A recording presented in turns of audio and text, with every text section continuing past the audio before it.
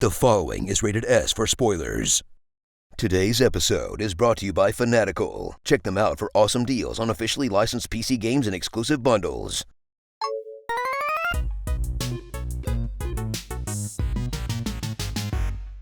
When the grimdark settings of modern gaming have you down, and all you want to do is escape to a mystical land of adventure, get ready for a whimsical quest through a quirky turn-based JRPG that's all about mental illness, depression, and suicide? Cool. Omori. Return to the basics with Amore, a game clearly inspired by SNES classics like Earthbound and cult horror games like Yume Nikki, whose weightless, awkward feel will remind you of every other game you've played that was made in RPG Maker, except with approximately 400 times more effort put into the art, and a fairly simple story that it stretches out over 20 plus hours by revealing tiny bits of it every 2 hours or so, in a horror RPG that relies more on its twists than an M. Night Shyamalan movie, but that's still about twice as well written as your generic anime game, making it essentially Shakespeare to the average JRPG fan. You know nerds are serious when they start making Undertale comparisons.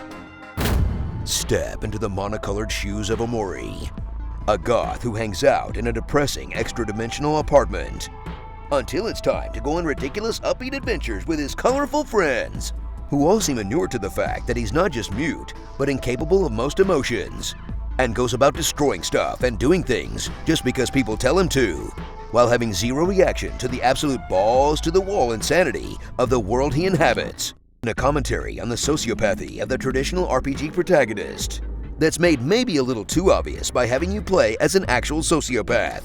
You know, I've heard of heavy-handed metaphors before, but this is ridiculous.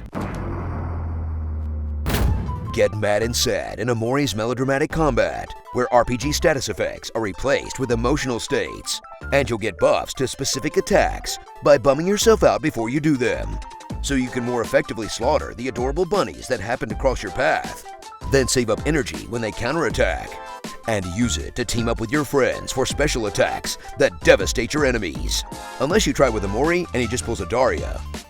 Or unleash a surprisingly well-animated super, where Amore smiles for the first time in 6 months, in a turn-based combat system that can get pretty interesting during boss fights, but doesn't really solve that old problem of spending 90% of normal fights mashing attack and thinking about literally anything else. Discover the frame story that provides Amore's real narrative hook, as you slowly unwrap the real-life story of Sunny, a deeply traumatized and mentally ill child who's been seemingly abandoned by his parents, and is working out his issues via the Teletubbies Dreamland world you spend the rest of the game in, as well as real-world hallucinations and vomiting. Fun! As the game constantly rides the fine line between cutesy and horrific for contrast, until you finally get to the big reveal and learn that the game's less about dealing with grief and more about going through guilt after doing something very messed up, in a kind of emotional bait and switch that your mileage may vary on extremely, but will absolutely have you feeling something by the end, even if that thing is that you want to stay in imagination land forever. You don't have to face your demons if you're doing sick kickflips in space with Tupac Shakur. So slurp on that juice and get ready to experience video game-induced sadness in an indie RPG that you'll probably love or hate, depending on how much you enjoy the 18 hours of turn-based combat. But at least we can all agree on one thing: it did what it set out to do, and that's be depressing as shit. Starring Depressed Ness, Nissan Sentra, What Happened After Keenan Got SNL, Literal Manic Pixie Dream Girl, Sister Sayori, Mr. Sproutern, See You Space Boyfriend, Madoka Magic Yoranaika Man, and Flowey, Doki Doki Breakfast Club. You know, the true horror is realizing that if they made a JRPG out of your real life, the best you'd be is this guy trying to fix his leaky pipe.